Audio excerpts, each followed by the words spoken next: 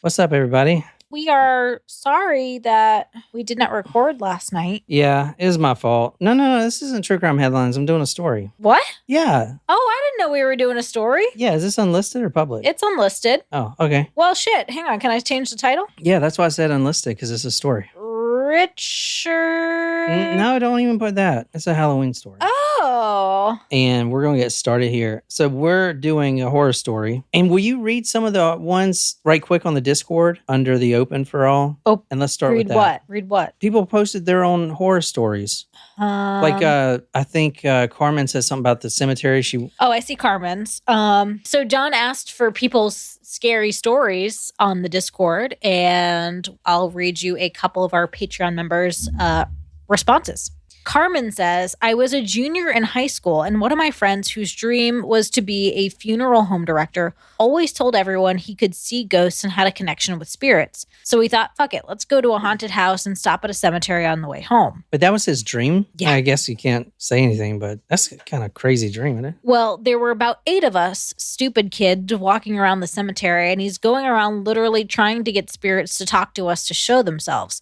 After about 20 minutes of nothing happening, we thought he was being crazy and started walking to the car. The only flashlight we had was on a lanyard, and as I walked with the person holding it to me, and my cousin witnessed the string of the lanyard being pulled completely horizontal to the ground and fly about 10 feet to the right of us. That fucks me up still to this day. Damn, that's interesting. That's crazy. Yeah, I had asked her why was she on a cemetery on Halloween. Have you ever done that? Been to a cemetery like on Halloween? No. Or at night, just to be scared?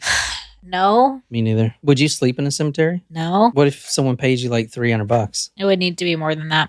But like, I would do it for compensation. It's just not something I would just like do for fun, you know? Yeah. Yep. Summer says a friend of mine got possessed by wearing old clothes he found in a trunk when he was a kid. He had to have an exorcism performed on him and the whole shebang. Holy shit. So I had asked everyone if they believed in cursed objects. Natasha's typing one, so hopefully I can share that one. Nice. Oh, hey, Carmen. Carmen just joined. He ended up being a funeral home director and embezzled hundreds of thousands of dollars. Well, there you have it. What a conclusion to that story. Holy shit. There's that much money that goes through there? I guess so. I mean, funerals ain't cheap. Hey, Courtney. Yeah. What's up, Courtney? Yeah, funerals, that's like the thing to be in because a lot of people don't want to be in them. Like a lot of people. Yeah. I have a friend whose parents are. Oh, really? Mm-hmm. Have you ever seen that show on HBO, 6 Feet Under? Mm-hmm. We should watch it. Me and a buddy used to watch it all the time. It's about this funeral director. It's like an HBO, so there's like a lot of sex and stuff. Makes it all worthwhile to watch.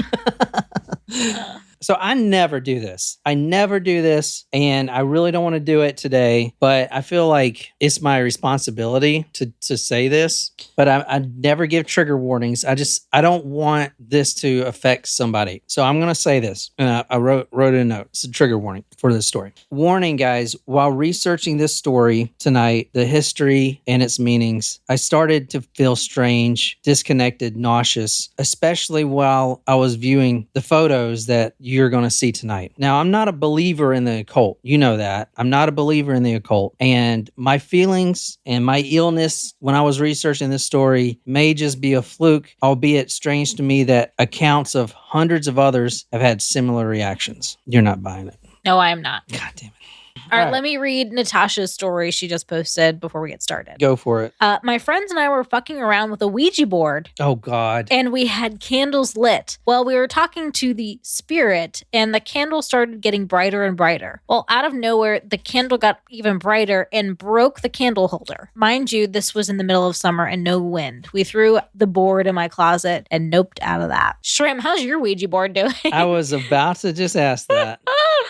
There was like a clump of hair that was in the... What? Yeah, in the... She said that? In the... What is it called? Like the needle thing? The planchette? Planchette. Yeah. Tonight we are covering a true story. This story tonight is 100% true. I got to say that because a lot of people listening may have some doubts. But it's actually... What's wrong? Your ear? Yeah, I just have to scratch my ear. Sorry. It's kind of a good thing that the photos that I'm going to show can only be seen on the live stream, which is unlisted, because I know I was kind of embellishing the fact that I got a strange feeling in sickness, but there are people. I was not embellishing the fact that people do get weird reactions while viewing them. Martin goes, let me guess. Also, no one else has ever covered it.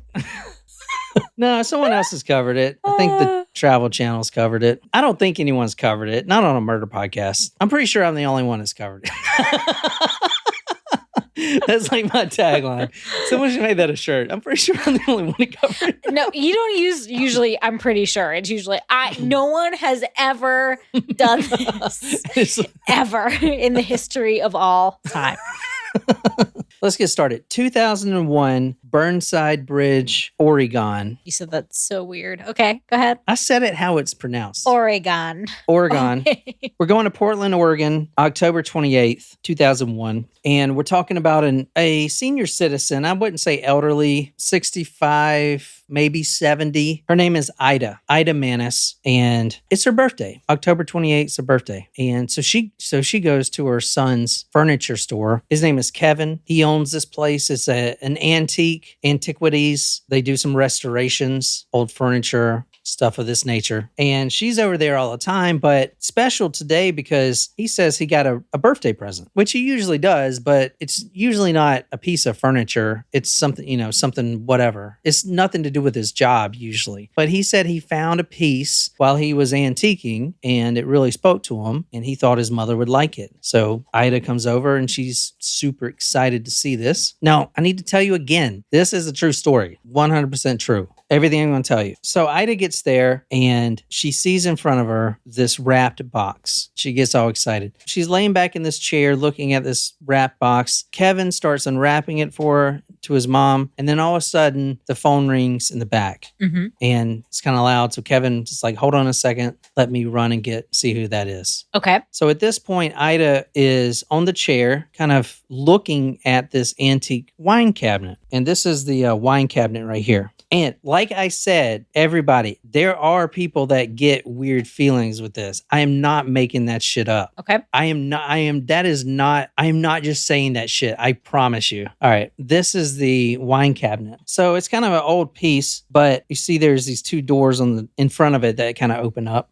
And then to open inside, you don't see any handles on the two inner doors, do you? What you do is you actually pull the bottom drawer open, and that spring loads the inside doors to spring open. Okay. And then once it's open, it displays a shelf for your wine, maybe like a cigar. There's like a little humidor? No, it's not a humidor, but it's like a little shelf for like a cigar, like a little drawer, whatever, decanter, whatever you need for wine. It's a wine bar, basically. And it's old. He thinks it's from like the 20s or 30s. Okay. I was going to ask if you knew what period. Well, I'll tell you, we actually do know when it's made. And it's made around 1938, 1939. The reason I didn't tell you now that I wanted to wait will become evident. But at this point, this is where things get weird. The phone rings, so Kevin leaves his mom there to look at this box. She hasn't opened it yet, but she's sitting there looking at this box, the front of this box, and she gets a strange feeling. She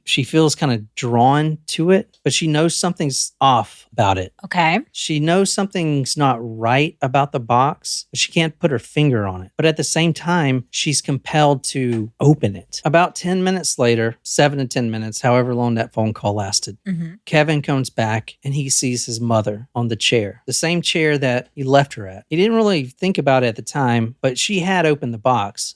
So she did get off the chair. And now she's on that chair and she's slumped over. She's slumped over. Her eyes are open wide. It appears that Ida just had a stroke while he was gone answering the phone. Oh boy. The right side of her face had completely drooped, indicating a possible stroke. Right. Her right eye and eyelid, like the skin around the eye, was also drooped. Her mouth was open in a contorted sort of way that's not even natural for a stroke victim. just kind of like, almost like a Stephen, I know it's kind of fucked, but almost kind of like Stephen Hawking, you know how he's just like with his teeth sticking out? He is freaking out at this point. Kevin runs over there to his mom, checks her heartbeat. It's there, but it's faint, very faint. And it seems to him like it's getting slower. Her breathing is almost non-existent. She's breathing extremely slow. What's weird, and he may not have thought this was weird at the time, because he didn't attach any meaning to this. Because why would he? I mean, you kind of know we're talking about a cursed object. Why would someone attach any meaning to this? Your mom is older. She has a stroke. But he did notice that Ida's arm was raised up and she was pointing at that box. Now she is frozen. So she's like slumped over, unresponsive. And her finger, her hand is outstretched as far as she can go. Almost like she's about to rip her own arm off the bone. Jesus. As far as it can go. Her finger and her arm are stretched, pointing right in the center of that open box.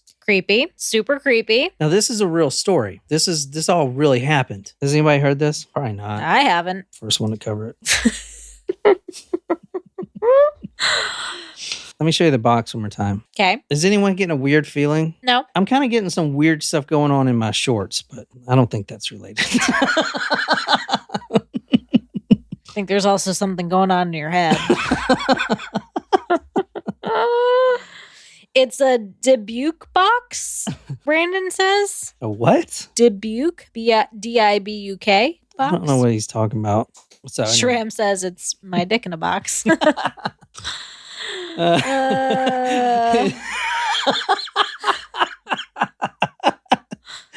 That is funny. All right. EMTs are rushed to the scene, obviously. Dybbuk. Sorry, Dybbuk. Brandon, are you telling What a story? is it? Are you telling the story, Brandon? EMTs are rushed to the antique shop. Ida's body is placed on a stretcher. Oxygen immediately administered. Those two words are hard to say together. Say it 3 times fast. Immediately administered. Immediately administered. I said 3 times fast. Immediately administered, immediately administered, immediately administered. Nailed it. Okay, so, Martin says he thinks he's seen a movie about that kind of box on Hulu. Yeah, it's called Possession. Is it? Yeah, so I guess I'm not the first one to cover it. Oh, there you go. Hollywood covered it. Well, there you have it. All right. Are we going to watch that tonight? We can if you want. It's scary, man. I mean, I haven't seen it, but... That's fine. You sure? You're kind of like a little puss when it comes to this stuff. I mean, I'm just going to be honest. You get scared. I can tell in your eyes. I told you, I committed to you, nothing's off limits this year. How's that? How about them apples? Yeah, but I feel bad. Okay. So now it's up to doctors and the EMTs. They rush Ida to the hospital, and it's up to the doctors to save her life at this point. The thing is, they don't know what's wrong with her. There's no indication that she should have had a stroke. They can't figure out why her blood pressure is so low. They can't figure out why she's having trouble breathing. That's not indicative of a stroke. I like that word, indic. That's not indicative. That's not indicative of a stroke. Is that even a word? Indicative? Yes. You said it. Oh my God. All right. I have married apparently a 15-year-old in the body of a 38-year-old. Pedo. It's up to the doctors now to save Ida. They don't know why she can't breathe. They don't know why her blood pressure is sinking. She's obviously a stroke victim. But how? Why? This is her first stroke. It's not... Yeah, but it's not like you need to have several in order to have a... But she's a healthy woman. And she's older. Wow. She's the age of your parents and my parents. A little bit older. The age of our neighbor. Okay, she's in her 80s. So... I'm not good at ages. I didn't find out her age. Yeah, probably, I would say 70s. Not uncommon. Strokes would not be... See, you're so like... I'm logical. I'm pragmatic. Well, that shit don't work with scary stories. You just got to be scared up your mind. All right. And it's just me. All right. Just me on camera. So the hospital staff are desperate to save Ida's life. The problem is they can't figure out what's wrong with her. So as doctors do, they try to find the backstory. Any information leading up to this. What did she do today? What did she eat? Maybe this is a allergic reaction. Maybe, okay, so you have an antique shop. Well, maybe there's some mold or something. Maybe. Or maybe something, I don't know, like one of these old antiques have some sort of weird mercury or whatever. Like, what's going on? They can't figure it out. But at the same time, they're trying to save her life. So Kevin thinks back and he is distraught and he's trying to think about what happened. Well, I just went to answer the phone. I gave my mom this box. Okay. He just bought that box not too long ago. He was at an estate sale and the box has a history behind it. What I was looking for were small, unique items I could sell, I could retail, and the best place to find those anytime is yard sales, garage sales, and estate sales, small auctions. So on this particular day, the family was selling items that belonged to the grandmother who passed away, who was a Holocaust survivor, and who had died at 103. Wow. So she had died recently at 103, and in her possession was this box. Now, it's not called the Dybbuk box. It's not called the Dybbuk box per se. This is a simple wine cabinet. The reason you hear that word, the Dybbuk box, which is spelled Dybbuk, Dybbuk, that is how you say it. Kevin Manis, a granddaughter of the woman, told me that her grandmother had been born in Poland, where she grew up, married, raised a family, and lived until she was sent to a Nazi concentration camp during World War II. She was the only member of her family who survived the camp. Her parents, brothers, a sister, husband, and 2 sons and a daughter were all killed. She survived the camp by escaping with some other prisoners and somehow making her way to Spain, where she lived until the end of the war. I was told that she acquired the small wine cabinet listed here in Spain, and it was only one of 3 items that she brought with her when she immigrated to the United States. The 2 other items were a steamer trunk and a sewing box. The box sold for $27. The grandmother, I looked up a little bit of her history. Her name was Havela. She, like you read, was in the concentration camp, and her parents and her whole family was killed. She escaped. Havela's granddaughter is the one that sold the box. Now, she didn't know the whole story behind the box, but she did know enough to say, don't open it. Do not open this box. She's the one that said, this is a Dybbuk box. Do not open it. Now, what that term means, as we'll kind of get into later, is a Dybbuk is an evil and restless spirit. It's a Hebrew term that goes back centuries. I did do some research on that term itself, and we can see that it goes back thousands of years almost. For instance, the writing of Rabbi Chaim ben Vatel, 1542 to 1620. He talked about it. Some guy I can't pronounce. The Gates of Reincarnation, 17th century. They all talk about the Dybbuk. It's like a spirit. It's a Hebrew. It's a very... And is it evil? It doesn't have to be evil. So we should ask my aunt about it. The word Dybbuk, I think I'm saying it right still. I said it right the first time. Dybbuk. The word Dybbuk is itself...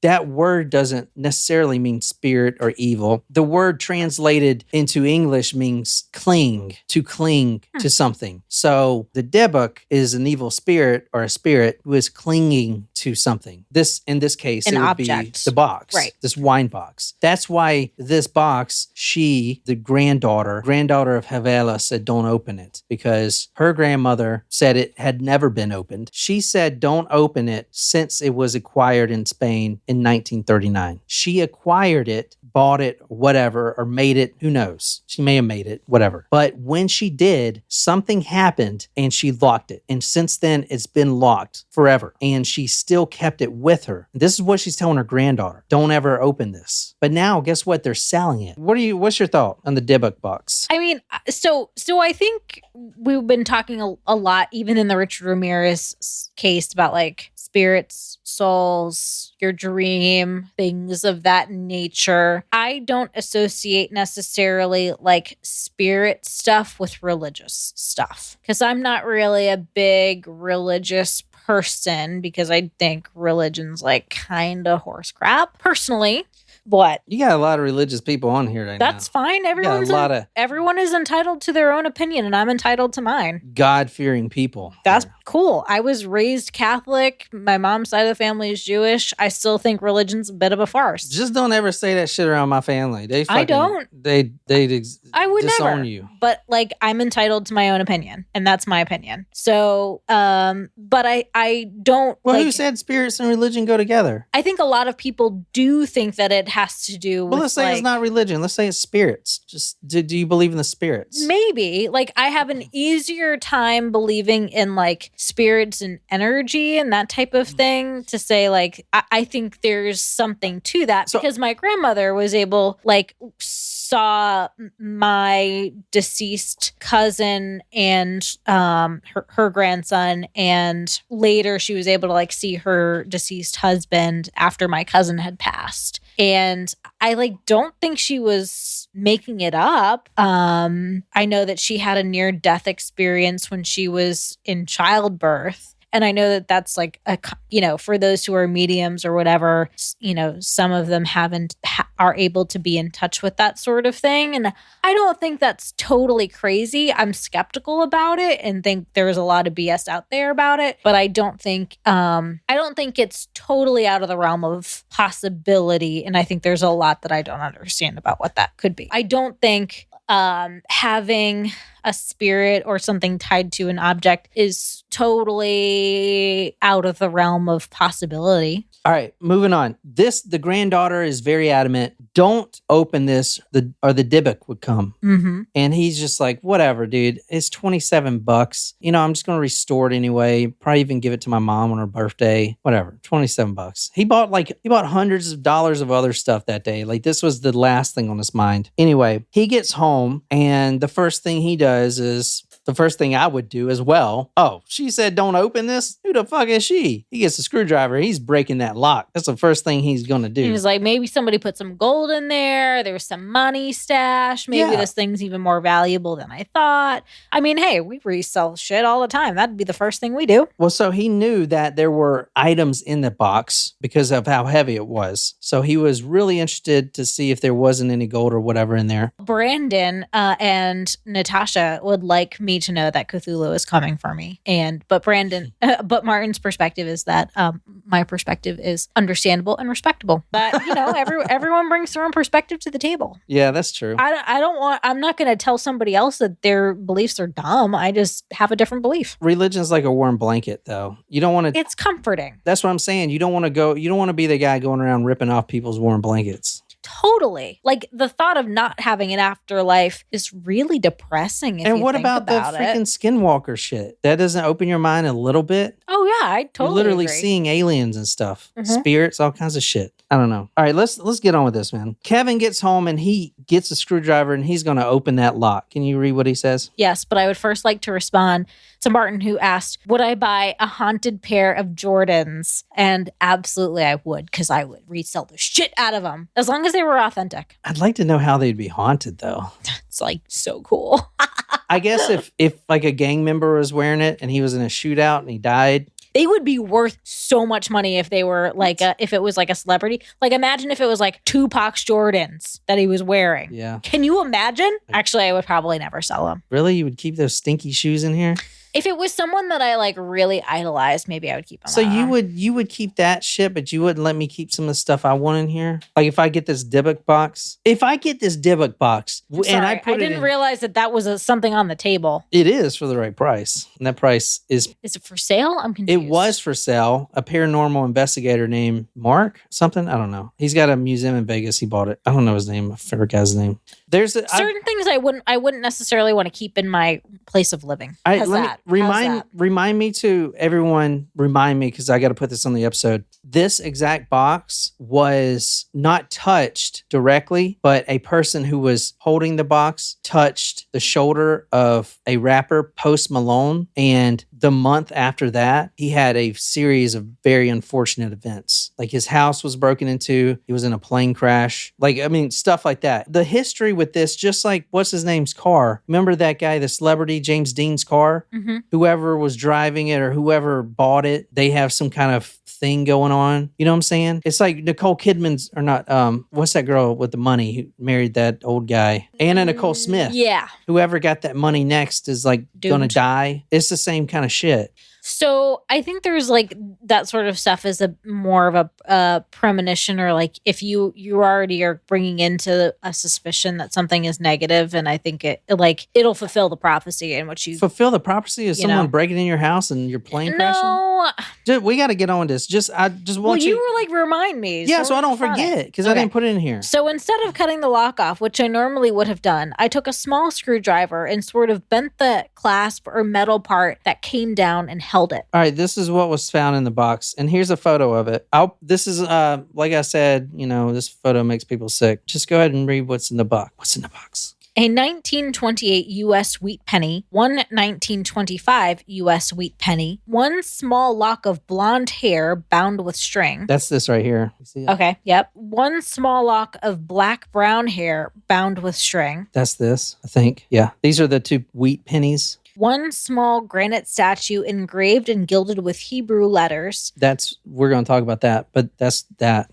I have been told that the letters spell out the word shalom. One dried rosebud. One golden wine cup. That's the Holy Grail. One very strange black cast iron candlestick with holder with octopus legs. That's the thing that holds Will Smith.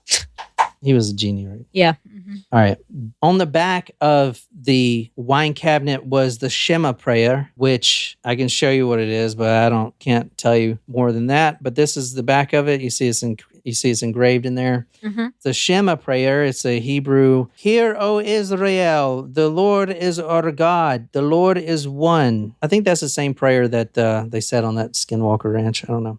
All right, let's talk about this because Ida's still in the hospital. And what's this got to do with a box? Surely this box didn't give her a stroke. Over time, several weeks, Ida recovered. She's okay. And it took her many weeks to even speak again, especially about this. But she told her story. So let's go back and see what she went through. See what happened. Was that just all a fluke? Or did this Dybbuk box really almost kill Post Malone? He's that rapper guy. He's got the tattoos on his face. Mm-hmm. Did this Dybbuk box really almost kill her? This is what she recalls. Her son opened the box for her. The box was closed, but he unwrapped it for her, and the box is closed. She's looking at it, and she's laying back in the chair. She gets this strange feeling, that there's something off about this box. It's not sinister per se, but it's something about it. It's not right. Like something is not right. She can't put her finger on it, but she feels compelled to see what is in it. I looked at the box, and it was though the box was looking back at me. So she stands up, but it was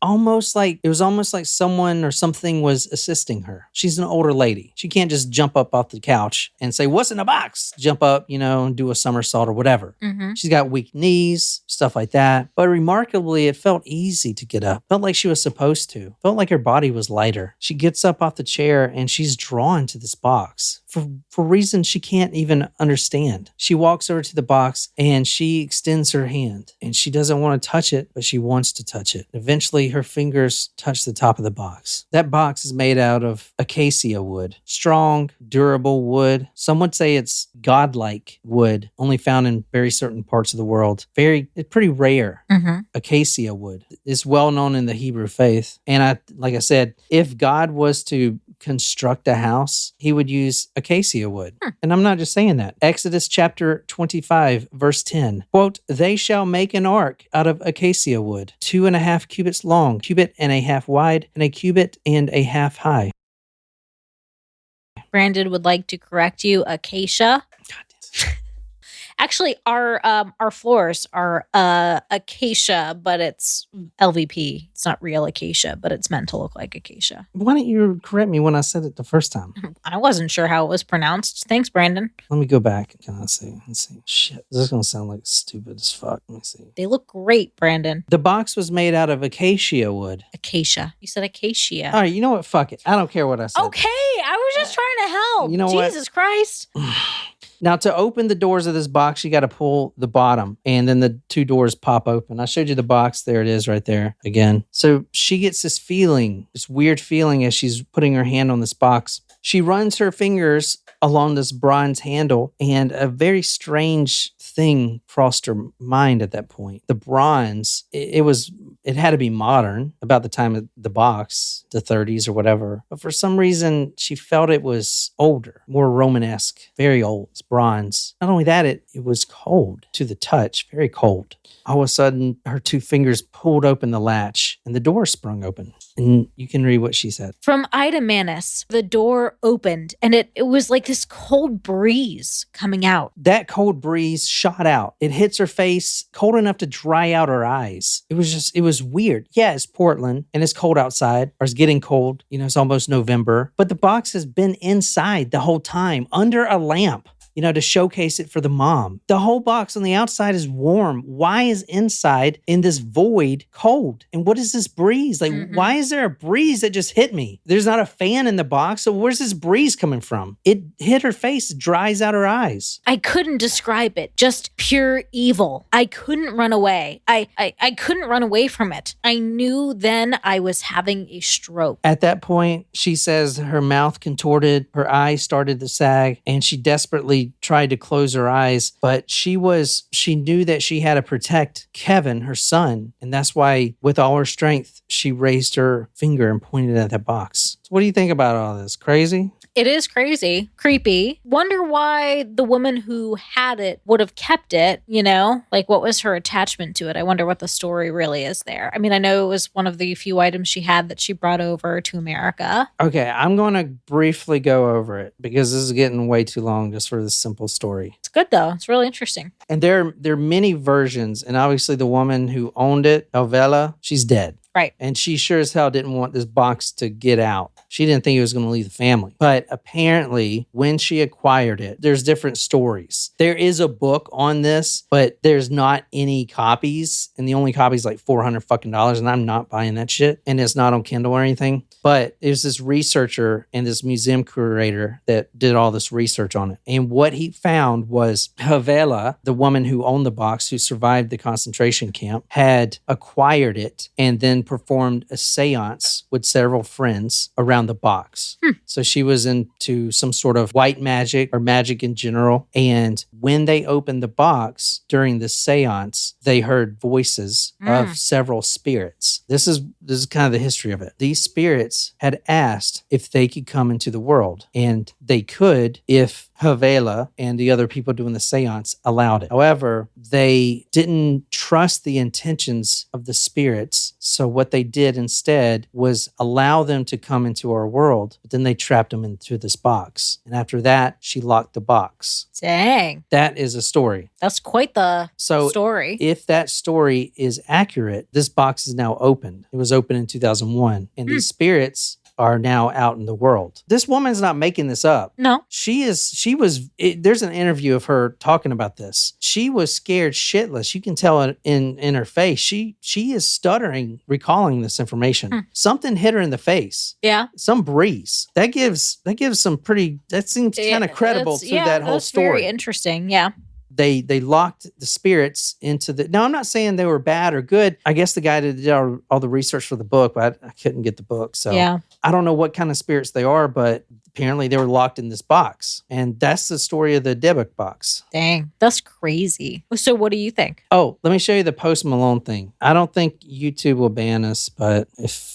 So he touched the box. What's the story? I'm going to show you the video. So the guy who owns the box now, so the box goes through many sellers. And let me show you, this is very interesting because Kevin, what I didn't mention, Kevin actually tried to give the box away. He tried to give the box back to the original family. They refused to take it. He tried to give the box to anyone. No one would take it. His sister took the box for a while. She started seeing these strange entities. Instead of paraphrasing, let's see what he said, his exact words on this, okay? Because he tried to sell it on eBay, and it became one of those eBay things that was like haunted type of shit, right? Mm-hmm. 1 second. But it sold on eBay? Yeah, it did. And the guy who bought it on eBay started having all these problems. similar problems, unfortunate events, not death or anything, but things would happen. Like, he lost all his money. He would get very sick. He would have these strange nightmares. So then he sold the box. And then the box ends up in this paranormal guy who's very famous. I forgot his name, but he owns a museum in Vegas called Not Haunted. It's a museum. That's where the box is now, the original box, the Dybbuk box. And he bought it for whatever sum. That was probably pretty high, I'd imagine. But at first it was selling for like, $27 to like $200. That was it. Let me show you the original eBay post because you can see what he wrote. Yeah, I'm curious, actually. Yeah. Martin says, if just to lock it up, why even agree? Like, to allowing the spirits to come into the world. Natasha says in her best Indiana Jones voice, it belongs in a museum. I love that. Oh my God. That is so funny, man. I know where you're going with that. No, Natasha. so people make these Dybbuk boxes and open them up like they're haunted. They're not. So a Dybbuk is not. It's a wine cabinet. It should be called the haunted wine cabinet. A Dybbuk can be any object, though. Exactly. That's what I'm saying. But this is the eBay post from the first time that Kevin tried to sell it. He was going to sell it, but you see, it did sell for $280, 51 bids. This was in 2000. Did he offer free shipping or? Just curious. When was this? 2000. Does it say a date on it? Oh yeah, 2004.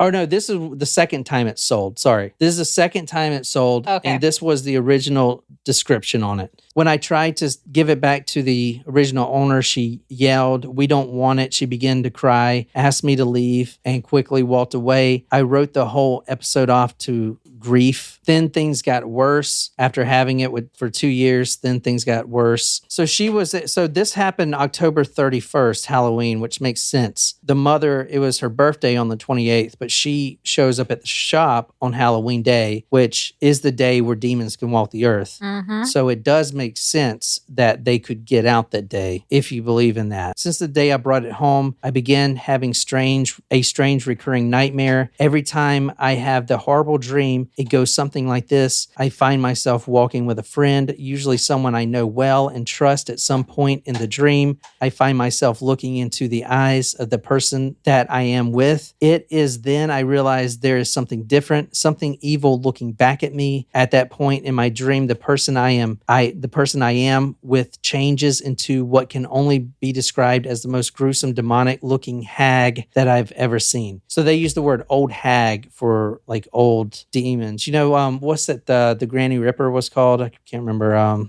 Remember what they were calling her? Baby Yaga. Baba Yaga. Baba Yaga, yeah. So that's the old hag. The family said it seems like all hell is breaking loose at the house. I started seeing what I can only describe as shadow things in my peripheral vision. I put the cabinet aside in a storage unit and was awakened when the smoke alarm in the unit went off in the middle of the night. I went to see what was burning. I opened the door and didn't see any smoke. However, I did get the smell of cat urine, which it does have. They say that ghost. You remember watching Skinwalker Ranch? They said that too. It's a strong scent of urine, animal urine, like wolf urine or something. When there's a presence around. They say that a lot. The guy that bought it from the first guy, Kevin, says, quote, a couple things. Around October 6th, I started feeling bad with trouble sleeping. The problem has persisted throughout the day. So he kept a log of it. Oh, wow. I live alone now, and as of late, I've noticed replacing a lot of burnout light bulbs and getting many unusual car repairs, transmission fluid. I've started seeing things, sort of like large vertical dark blurs in my peripheral vision. I smell something like juniper bushes or stingy ammonia in my garage often. Most disturbingly, last Tuesday, my hair began to fall out. Today, it's about half gone. Jesus. So that was on Tuesday, and then by Friday, it's half gone. I am in my early 20s, and I just got a clean blood test back from the doctors. Maybe it's stress-related. I don't know. Yeah, it could be. I mean, wow, that's crazy. Is it not? So this is the guy that bought it from Kevin. So Kevin lists all his stuff, like his family started going through all these problems. He sold it to this guy. Now he's having all these problems. And then even, I'm telling you, the Post Malone thing, he's that rapper.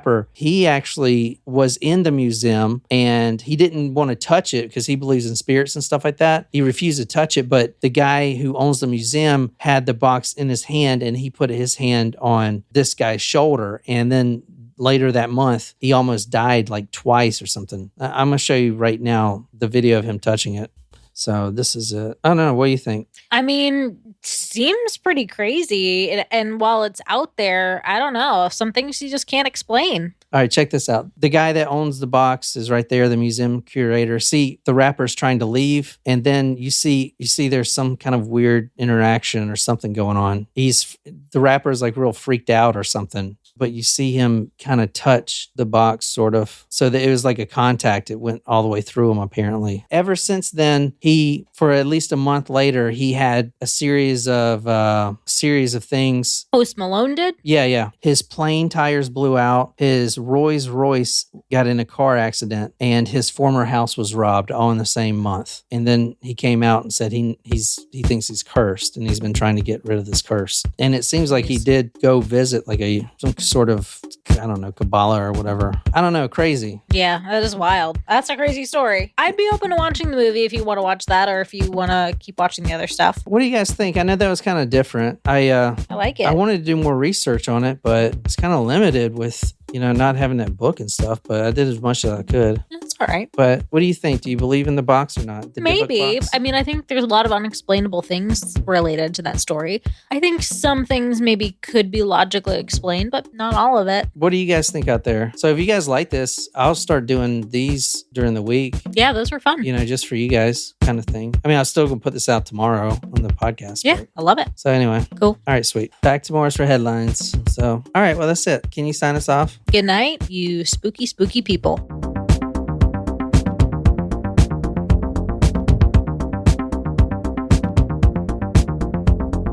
I kind of run this shit.